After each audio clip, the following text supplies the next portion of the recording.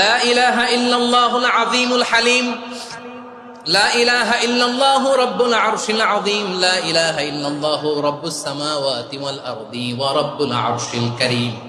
এই যে বললাম, রেকর্ড হয়ে গেছে। এখন তো আর ইনস্ট্যান্ট মুখস্থ না হলো, পরে মুখস্থ করে নেবেন। আল্লাহ ছাড়া কোনো উপাস্য নাই, তিনি সুমহান, মহা সহিষ্ণু।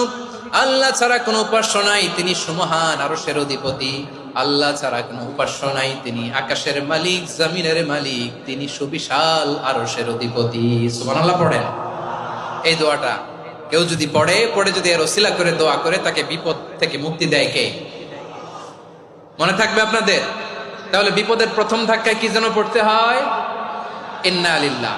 তারপরে কি বলে আল্লাহর কাছে নিজেকে সঁপে দিতে হয়?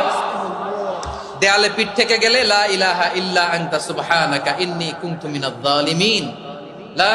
2 নাম্বার হচ্ছে লা ইলাহা ইল্লাল্লাহ